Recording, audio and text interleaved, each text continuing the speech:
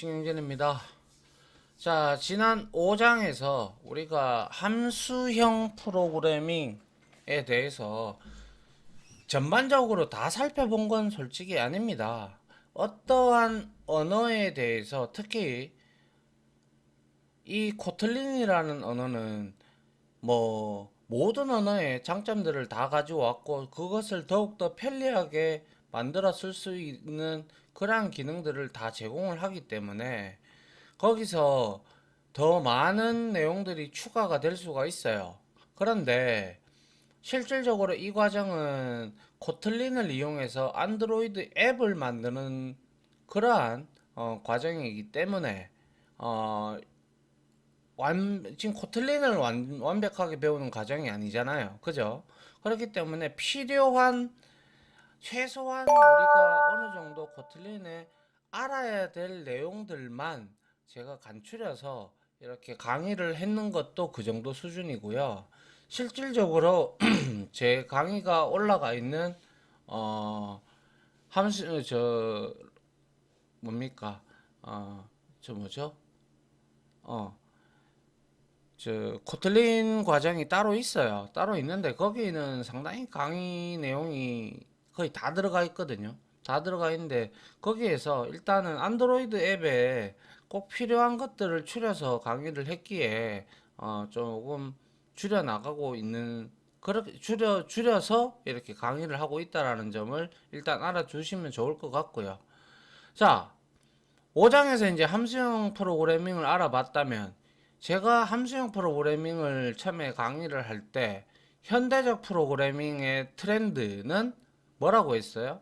함수형 프로그래밍 하고 객체지형 프로그래밍을 더해서 같이 프로그래밍을 한다라는 거예요. 그래서 이번 6장에서부터는 객체지향 프로그래밍에서 나 자바 공부했는데 객체지향 프로그래밍 아는데 이렇게 얘기해도 제가 드릴 말씀은 없어요. 그런데 코틀린의 객체지향 프로그래밍과 자바나 C++의 객체지향 프로그래밍의 기본적인 맥락은 비슷해요. 그런데 중요한 것은 역시 말씀드리고 싶은 것은 그거란 말이죠. 차이점이라는 거예요. 코틀린이 얼마나 또 자바의 객체지향 프로그래밍을 이렇게 문법적으로나 아니면 여러 가지 함수들이나 이런 것들을 아주 또 코드를 간략화하고 이런 부분들이 많기 때문에 그러한 부분들을 이제 우리가 코틀린에서도 살펴봐야 된다라는 거예요. 어차피 우리가 안드로이드를 앱을 만들려 그러면 클래스는 사용해야 되고, 그리고 여러 가지 클래스들이 많이 존재하거든요. 여러분들이 보지 못했던 클래스들이 이 코틀린에서는 많이 있습니다. 그렇기 때문에 이 객체 지향 프로그래밍도 반드시 살펴보고 우리가 안드로이드 앱을 만드는 과정으로 들어가야 여러분들의 혼선이 없다 라는 거예요. 물론 이것도 최대한 줄여서 제가 필요한 부분만 가져와서 여러분들한테 설명을 할 겁니다. 알겠죠? 자, 이제 우리가 자바나 C++를 공부하신 분들은 좀 어느 정도 익숙해져 있겠지만 아예 C만 공부했다 이러신 분들은 일단 객체 지향 프로그래밍에 대해서는 아직까지 부족하죠. 그러면 초보자나 다름이 없단 말이에요. 그래서 요거를 좀 살펴보고 그리고 이제 우리가 다른 기타 부분들을 코틀린에서 자바와 다른 부분에 대해서 있는 것들을 좀 살펴보고 이제 안드로이드 앱을 만드는 과정을 이어서 나가도록 할 겁니다. 아시겠죠? 로드맵은 그런 형태로 갈 거예요. 예. 자, 그래서 이번 장은 이제 6장은 객체 지향 프로그래밍을 전반적으로 살펴보도록 하죠. 물론 줄여서 말이죠. 자, 객체 지향 프로그램의 개요입니다. 개요. 아시다시피 객체 지향 프로그래밍은 C++, 자바, C샵 등 많은 언어가 따르고 있는 형식이며 C 언어 같은 기존의 절차 지향 언어의 패러다임을 바꾸는 혁신적인 개념의 언어로 출발을 했죠. 그죠? 그래서 이 객체 지향이라는 것은 OOP예요. 그죠? Object Oriented Programming이라고 해서 실제 세계를 잘 모델링을 할 수 있다는 장점이 있어 대형 소프트웨어 설계에 상당히 적합을 하고요. 아울러 클래스를 하나를 만들어 놓으면 우리가 앞에서 봤던 5장에서 봤던 함수형 프로그래밍에서 봤던 확장 함수를 이용해서 확장도 되고요. 또 상속을 통해서도 확장이 될 수도 있고, 그죠? 그리고 클래스를 하나 잘 만들어 놓으면 우리가 함수처럼 마치 이제 인스턴스를 생성을 해서 재사용이 재활용이 굉장히 용이하다, 그죠? 그래서 코틀린에서도 이러한 객체 지향 프로그래밍의 특징을 잘 따르고 있어요. 그리고 아울러 객체 지향 프로그래밍 기법은 함수형 프로그래밍과 더불어 가장 강력한 프로그래밍 기법이다. 그러니까 우리가 앞에서 배웠던 함수형 프로그래밍 그리고 객체 지향 프로그래밍 이 두 개를 이제 합쳐서 만드는 게 현대적 프로그래밍의 트렌드다라고 제가 누차 말씀을 드리죠. 아시겠죠? 예. 그래서 이러한 부분들을 좀 여러분들이 자바나 뭐 이런 객체 지향 프로그래밍을 공부를 하셨으면 조금 수월하게 받아들일 것이고 그렇지 아니하다면 조금 연습이 필요하기 때문에 반드시 코틀린의 객체 지향 프로그래밍은 과연 자바나 C++과 어떻게 다른가 이러한 부분에 대해서 여러분들이 잘 파악을 하셔야 됩니다. 아시겠죠? 예.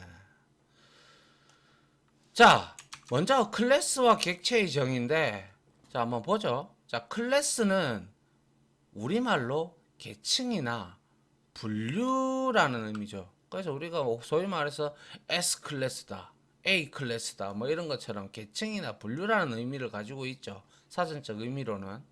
물론 뭐 클래스는 또 뭐 반이라는 뭐 그런 뜻도 가지고 있지만, 아무튼 프로그래밍에서 클래스란 설계도하고 똑같다라고 다들 배우셨을 거예요.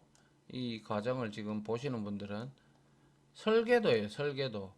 그죠? 우리는 설계도만 있으면 어때요? 설계도만 있으면 그 설계도를 담은 도면을 볼 줄 아는 사람이라면 그 설계도만 있으면 그에 필요한 재료들만 다 존재한다면 얼마든지 제품을 만들어낼 수가 있다, 그죠? 맞습니까? 예. 그래서 설계도는 한 장이다라고 가정을 한다면 우리는 그 설계도를 보고 재료가 다 있을 때까지 소진이 될 때까지 굉장히 많은 제품들을 만들어낼 수가 있다는 개념에서부터 시작한 게 바로 객체지향 개념이죠. 그래서 클래스란 객체를 생성하는 일종의 틀, 객체의 일종의 틀, 설계도라는 거예요. 틀. 우리가 그래서 예를 들어 뭐 붕어빵 틀 많이 들어보셨을 겁니다. 붕어빵 틀 우리가 쇠나 뭐 이런 걸로 이제 저 철강 제품으로 이제 우리가 거푸집 같은 걸 뜨죠, 그죠? 떠가지고 거기에서 이제 뭐 어떻게 될지는 모르겠으나 아무튼 이러한 형태의 형을 만들어요, 그죠? 뭐 일반적으로 이렇게 만들어진 것도 이거는 이제 돌아야 되겠죠, 그죠? 이래 이제 도는 게 이제 형태로 되어 있는 붕어빵이 많죠, 그죠? 그래서 밑에서는 숯불이래. 그냥 불 이렇게 화력을 이렇게 올려가지고 아주머니가 여기에 붕어빵 틀이 이렇게 있다면 여기에 그 아주머니께서 뭡니까? 여기에 필요한 밀가루, 반죽, 뭐 팥, 혹은 요즘은 크림도 있고 뭐 그렇잖아요. 그런 것들을 이렇게 넣고 돌리면 같은 형태의 하나의 틀에서 이게 몇 개가 이렇게 형틀이 잡혀져 있느냐에 따라서 지속적으로 우리가 붕어빵을 생산해낼 수가 있죠. 맞나요? 예. 그래서 붕어빵 틀은 붕어빵 모양을 규정을 하죠. 그죠? 이 규정한다는 게 바로 뭐예요? 클래스라는 것은 멤버가 있고, 멤버 변수가 있고, 생성자가 있고, 그리고 멤버 메서드가 있단 말이에요. 그죠? 그런 것들을 이제 우리가 클래스 안에 설계, 즉 규정을 한단 말이죠.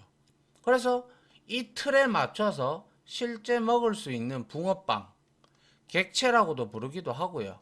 인스턴스를 만들어 내죠. 이 두 개의 용어는요, 동일한 용어라고 봐도 무방해요.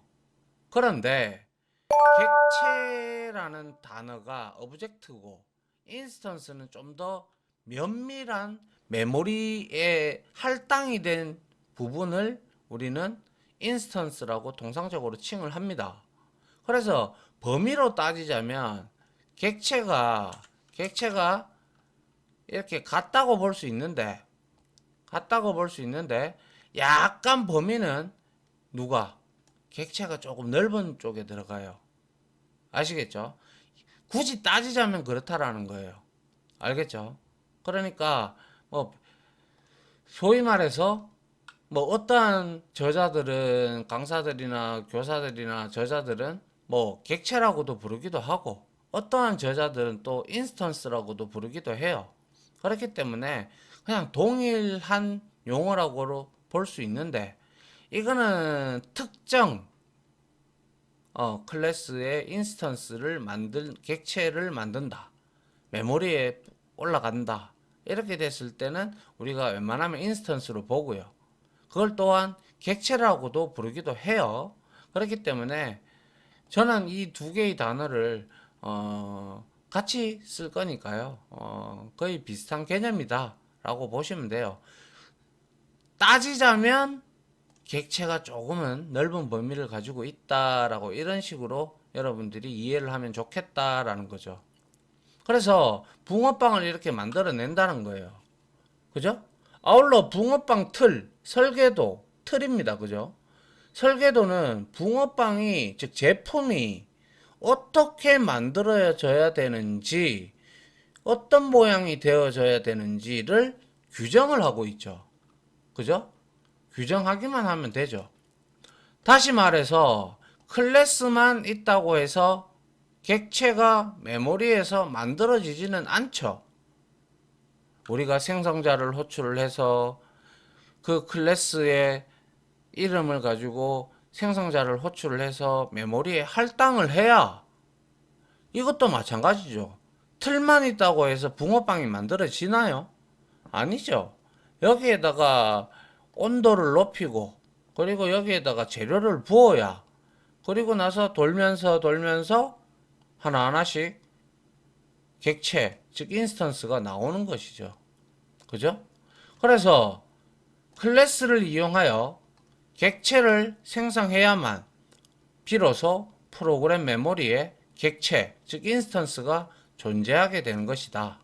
그래서 이 장에서는 클래스와 객체에 대한 프로그래밍 기법을 조금 살펴보도록 할 겁니다. 알겠죠? 예. 자, 그 다음 한번 보죠. 자, 객체 지향 프로그래밍 OP, Object Oriented Programming은 프로그램의 구조를 객체 간의 상호작용으로 표현하는 프로그래밍 방식입니다. 그래서 여러 가지 객체, 즉 인스턴스를 만들어 놓고 뭐 참조도 하고 뭐 가져다가 쓰기도 하고 뭐 해요. 뭐 그러한 방식이에요. 그래서 컴퓨터 언어 분야에서 기존의 절차적 프로그래밍 한계를 극복하고자 나온 방법론 중에 하나다. 대표적인 게 C 언어잖아요. C 언어는 라인 바이 라인으로 이렇게 프로그래밍을 하면 실행 이런 식으로 가잖아요. 물론 조건문과 분기문에 따라서 뛰어널뛰기도 하고 함수에 따라서 왔다 갔다 하기는 하지만 결국에는 이렇게 라인으로 이렇게 절차적으로 실행을 하죠. 그런데 이 객체 지향 프로그래밍은 클래스를 일단 먼저 만들고 그 클래스를 적재적소에서 생성을 해서 우리가 그것을 이용을 해서 프로그래밍을 하는 거죠. 간단하게 뭐 예를 들자면 우리가 뭐 어떠한 게임에서 몬스터 이런 것들 몹이라고 하죠. 그런 것들이 클래스 하나 만들어 놓고 그리고 나서 거기에다가 뭐 좀 더 그거 하나 만들어 놓고 뭐 어떤 우리가 몬스터들이 나타나는 시간을 뭐 젠이라고 하잖아요. 그죠? 그 젠이 될 때, 젠 타임이 될 때, 뭐 많게는 수만 마리 아니면 수천 마리 이렇게 뭐 몹의 인스턴스 객체를 몹 객체를 만들어서 이제 우리는 사용자들은 그거를 몹을 처치함으로써 레벨을 올리고 뭐 이런 등등을 하는 거잖아요. 맞죠? 그런 형태로 되어진다라는 것이죠. 그래서 코틀린은 함수형 프로그래밍 계속 등장하죠. 그죠? 예. 함수형 프로그래밍과 더불어 객체 지향 프로그래밍 기법을 지원을 한다. 이게 만약에 코틀린이 객체 지향 프로그래밍 기법을 지원하지 않는다면 아마 아무도 안 쓸 거예요. 그죠? 그래서 객체 지향 기법으로는 프로그램을 설계할 때 다음과 같은 개념을 우리가 알아둬야 되는데요. 객체 지향 언어를 하나라도 공부하신 분들은 아마 이 내용들을 다는 몰라도 거의 한 90% 이상은 대충 들어보셨을 거예요. 자, 추상화입니다. abstraction이라고 해서. 그래서 특정 클래스를 만들 때 기본 형식을 규정하는 방법. 자, 어떠한 사물을 가지고 클래스를 만든다. 그러면 그 사물이 어떠한 행위를 하고 어떠한 기능을 가지고 있고 또 어떠한 외형을 가지고 있는지 일단 스케치하는 과정. 이 바로 추상화입니다. 추상화. 그래서 우리는 추상 클래스라는 것도 있죠. 추상 클래스는 기본적으로 정의되어지지 않은 추상 메서드를 하나 이상 가지고 있는 클래스를 우리가 추상 클래스라고 하죠. 그건 뭐 뒤에 나올 겁니다. 디테일하게 보도록 하고요. 자, 인스턴스. 이거는 클래스로부터 생성한 객체, 즉 메모리에 올라간 형태를 우리가 인스턴스라고 바라본다라고 앞서 말씀드린 바 있죠. 그리고 상속.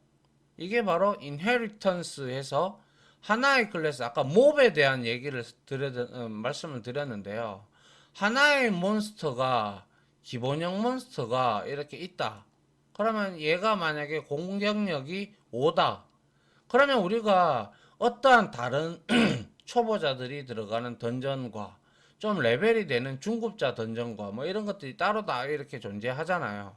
그러면 이 몹을 만들었던 클래스, 객체로 만들었던 이 클래스가 존재한다면 이거를 상속을 받아가지고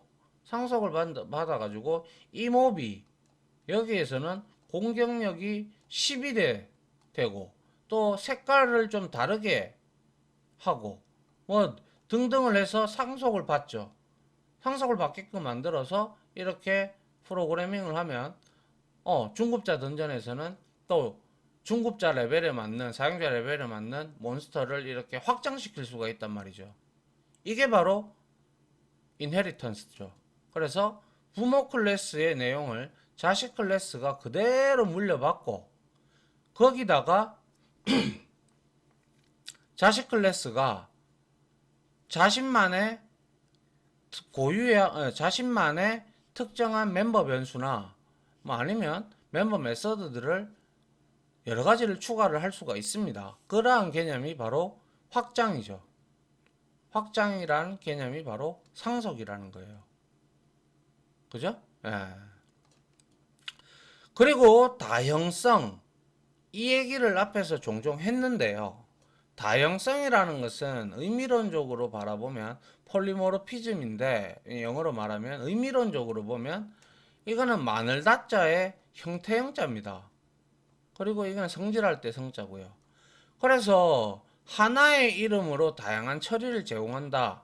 이렇게 되어 있는데 우리가 이렇게 기억을 하시면 돼요.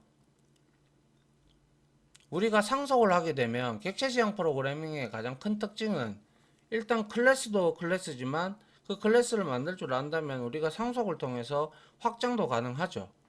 그렇다면 분명히 상속 관계가 존재한단 말이죠. 부모 클래스가 있고 자식 클래스. 여기서 말하는 부모 클래스는 다른 말로 조상 클래스, 슈퍼 클래스, 뭐 상위 클래스, 뭐 이렇게 얘기하기도 하고요. 자식 클래스는 또 자손 클래스라고도 하고 서브 클래스라고도 하고 하위 클래스라고도 동일한 말이에요. 그거는 이제 저자들마다 자기가 좋아하는 그런 것으로 쓰는데 통상적으로 우리가 닥스 도큐멘테이션 이제를 이제 레퍼런스를 보게 되면 슈퍼와 서브로 나뉩니다. 그렇기 때문에 뭐 저는 뭐 그렇게 설명을 드렸기 때문에 뭐 여러 가지 용어를 쓸 수가 있겠죠. 그래서 조상 클래스의 참조 변수로 그 상속받은 자식 클래스의 인스턴스를 다룰 수 있는 기법을 두고 우리는 다양성이라고 해요. 그래서 여기에는 뭐 필드의 다양성도 있고요. 매개 변수의 다양성도 있고요.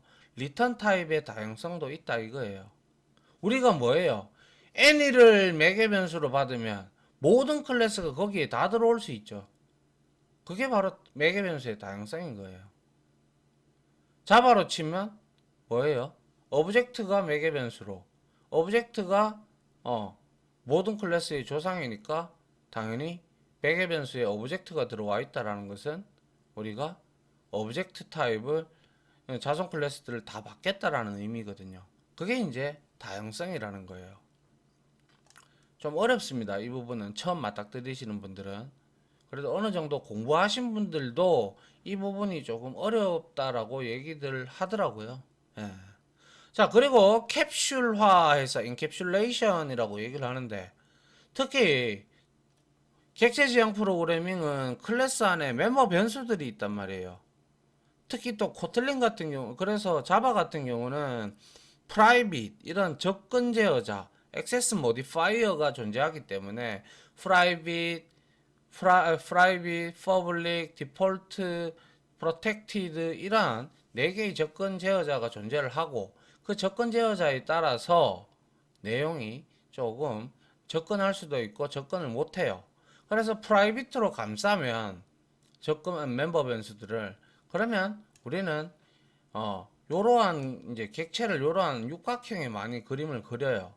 그리고 나서 여기에 밖에 이렇게 있는 거 그죠? 이렇게 있는 것들은 우리가 통상적으로 멤버 메서드들을 의미하고 여기 안에 들어가 있는 것을 우리가 멤버 변수라고 칭을 합니다. 그러면 이거를 프라이빗으로 감쌌다면 외부에서 이거를 수정할 방법이 없어요. 물론 게터와 세터를 통해서 값을 변경을 할 수는 있겠죠. 근데 웬만하면 세터는 잘 제공을 안 하는 게 현실적인 프로그래밍이죠. 아시겠죠? 예. 이런 것들은 차차 우리가 모르더라도 하나하나씩 공부해 나가면 이해할 수 있을 겁니다. 자, 그리고 또 메시지 전송. 이거는 서로 객체 간에 주고받는 메시지가 되겠죠. 그죠? 그리고 연관.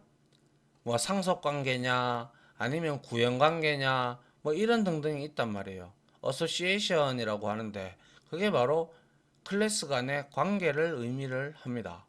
그래 이러한 개념들을 조금 일단 알아두시면 공부하시는데 많은 도움이 됩니다. 자, 근데 갑자기 낯선 용어가 많이 등장을 했고, 하지만 객체지향 언어라면 이 모든 개념들이 다 도입이 되어 있습니다. 그래서 잘 알아두어야 되고요. 코틀린도 마찬가지겠죠.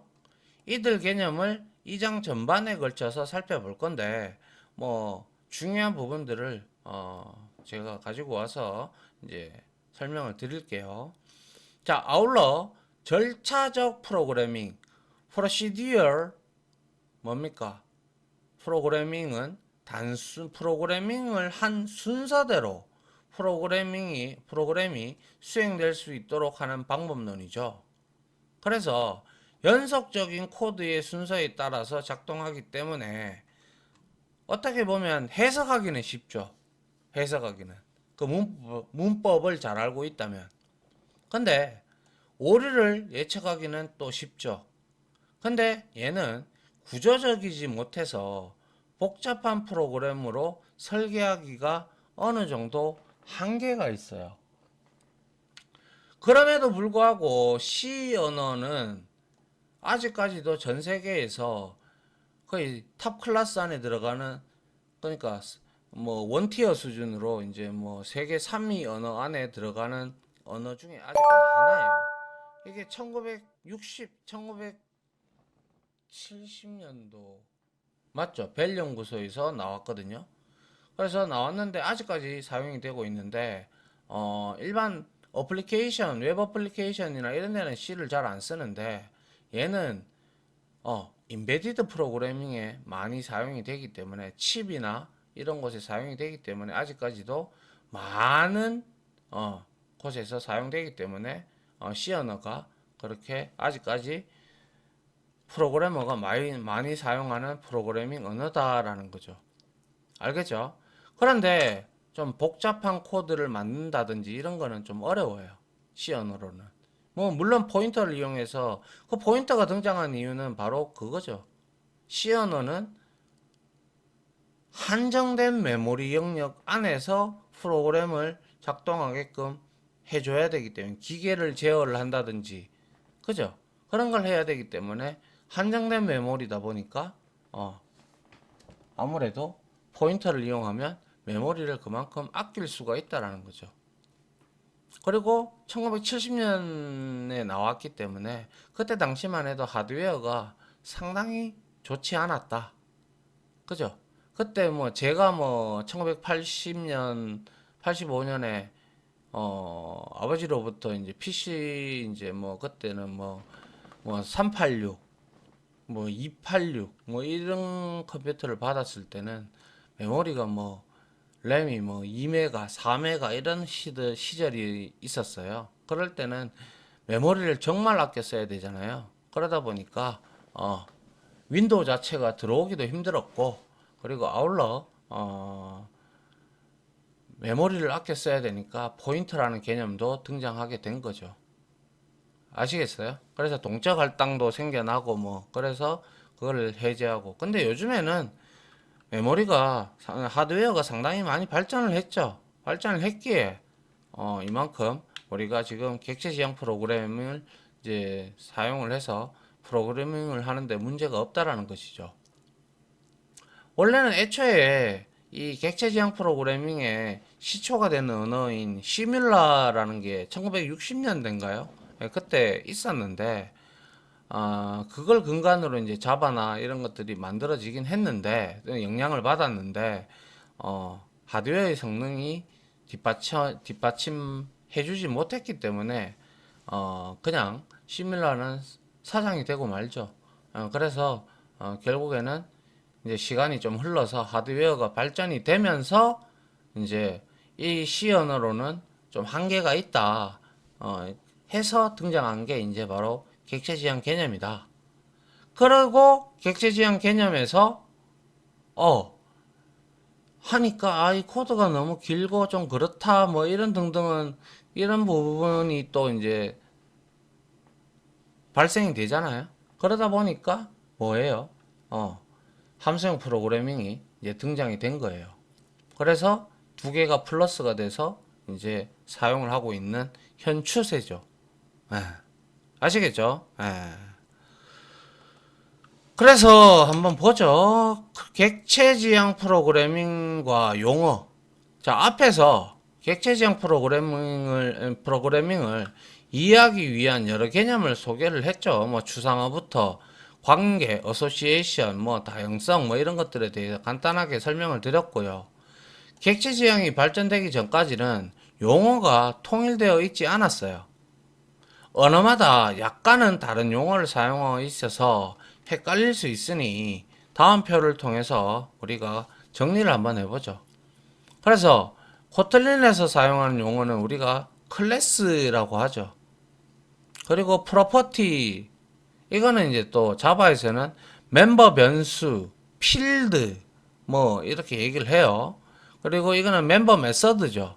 그래서 다른 언어에서는 뭐 함수라고도 하고 동작, 행동 뭐 이런 행동이나 분류, 범주 이런 것들은 우리가 그냥 순수히 이제 순수한 말로서 구분을 지을 때 그렇게 쓰는 거죠.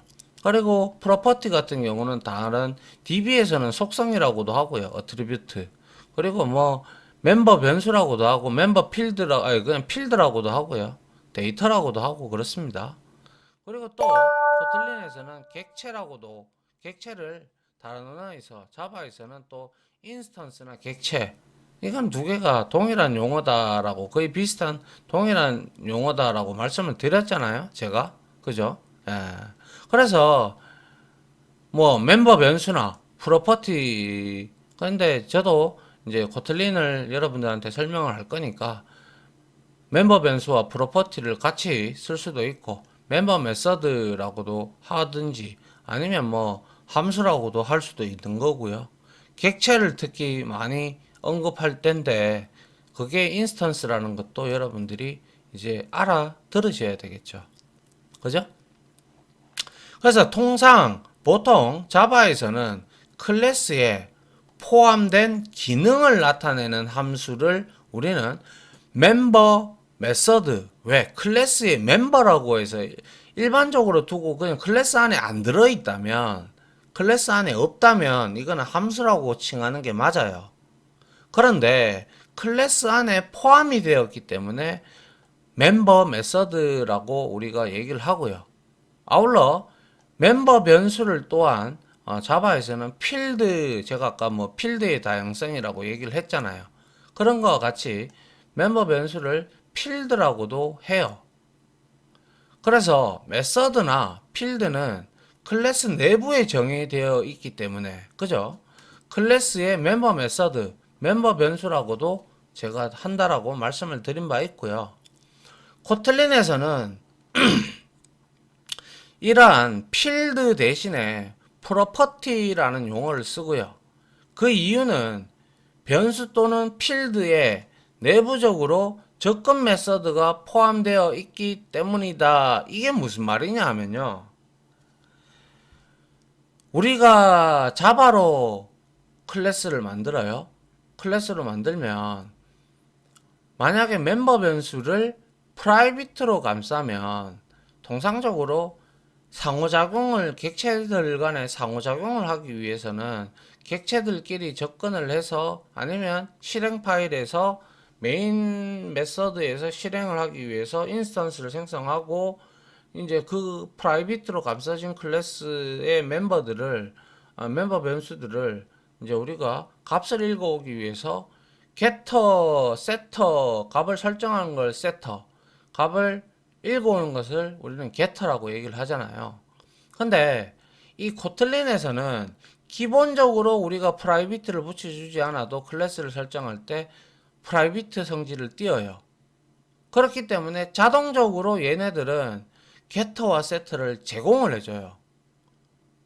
아시겠어요? 코틀린은 뒤에 가서 이제 나오겠지만 그렇기 때문에 이 말이 바로 접근 메서드가 getter와 setter를 의미를 하죠. 이거는 코틀린에서는 만약에 내가 발 해서 뭐 a는 int 뭐 이렇게 내가 하나 선언을 했다. 그러면 컴파일러가 알아서 getter와 setter를 제공을 해 줍니다. 상당히 편리하죠. 그죠?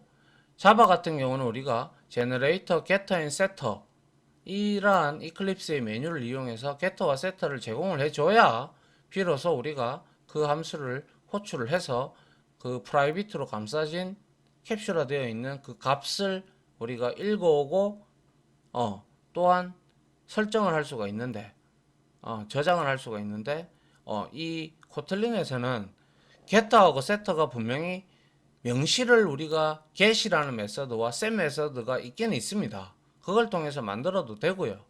아니면 기본적으로는 값을 읽어가고 설정하는 부분들은 내부적으로 코드가 다 만들어져 있습니다. 제공해 줍니다. 알겠죠? 예. 그래서 특별한 경우가 아니라면 이 강의에서는 클래스의 멤버인 함수와 변수를 각각 메서드와 프로퍼티로 칭을 하겠습니다. 뭐 혹여 제가 뭐 자바도 제가 주 언어가 자바이기 때문에 한 번씩 제가 뭐 멤버 변수다, 멤버 메서드다 라고 얘기를 하더라도 여러분들은 멤버 변수는 프로퍼티지 이렇게 여러분들이 이해를 하시면 될 것 같아요. 자, 클래스의 멤버가 될 수 있는 것에는 다음과 같은 것들이 있는데요. 그런 것들을 한번 보죠. 자, 먼저 생성자는 반드시 필요합니다. 그죠? 그리고 초기화 블록도 있는데요. 초기화 블록은 있어도 그만 없어도 그만인데 이거는 옵션입니다. 근데 생성자는 반드시 있어야 됩니다. 그래서 객체가 생성될 때 자동 실행이 되는 게 바로 생성자도 일종의 메서드로 볼 수가 있거든요. 그러니까 초기화 메서드로 보는 게 생성자예요. 그래서 코드 블록도 초기화 블록은 이렇게 블록 형태로 되어 가지고 우리가 객체가 생성되기 전에 미리 무언가를 작업을 하고 싶을 때 우리가 어떠한 이름 없이 그냥 중괄호로 클래스 안에 이렇게 여기에다가 내용을 이렇게 기재하는 것이 우리가 init 블럭이라고 합니다. 이니셜라이제이션 블럭이라고